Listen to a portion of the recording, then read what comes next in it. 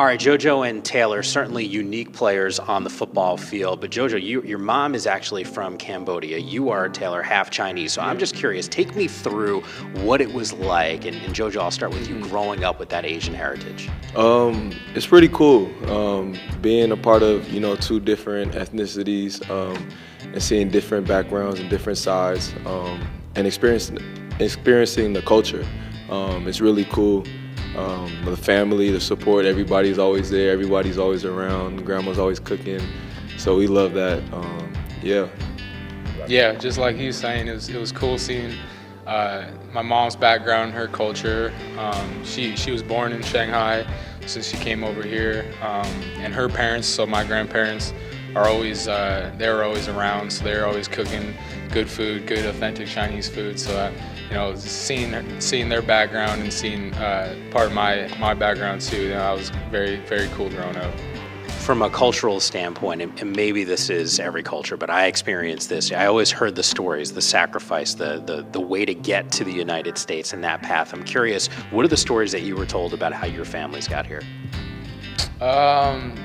Yeah, so my parents, or my mom, she grew up in China, and her parents it was going through the Mao Revolution, the Mao takeover, the communist takeover in China. So they grew up in hard times, kind of the takeover, and just hearing how hard they had to push through things and work through things, it kind of drove me to realize how good I have it here in the States, and just kind of pushed me too. Yeah, with me, my grandparents, my uncles, and my mother, the Khmer Rouge was going on during that time. There was a lot of people going into camps, a lot of people getting killed, genocide.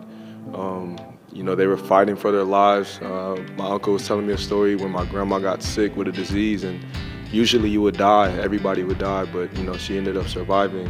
My mom was taken away from my grandmother and ended up getting her back. They seen friends and family killed. They were in camps trying to find each other. If you eat or do anything they didn't want you to do, they'll kill you. And that's the crazy part. And, they made it out. They got here. So, yeah, it's a blessing. What about from an athletic standpoint? What was it like in terms of the stereotypes when people would look at you or just kind of look at your family and maybe question your ability? For me, especially, it was kind of hard for me growing up because I didn't really have anyone to look up to in major sports. There's like Jeremy Lin and Yao Ming and like basketball, but football, there's really no one to look up to that I could relate to, and that was Chinese or even Asian American. So that was kind of hard for me growing up. And just growing up, going to like camps, and just me like not looking like a typical football player that college coaches are kind of like passing the eye test. That was difficult for me. We can do it. Asians, we can be in major sports. We can be football players. We can play at major D1 schools. Play at the highest level. So it's cool because I want to be able to show all Asian Americans or even Chinese kids that they can play sports at a high level. That I would go to football practice, they would see my mom, and like, oh, you're half Asian, and they would discredit me. When I started playing football, I started off as a lineman. I was in a skill position. I was on the O-line.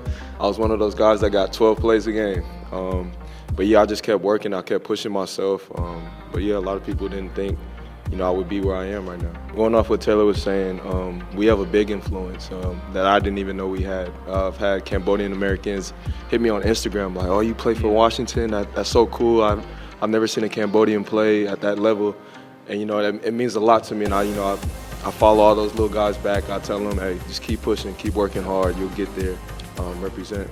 When I was growing up, people would ask me like what the family parties were like, and I said we'd have like fried rice and marinara sauce because I'm half Italian and half Chinese. So like, what was like kind of that traditional kind of like family party when you had the birthday party? Like, what was being served?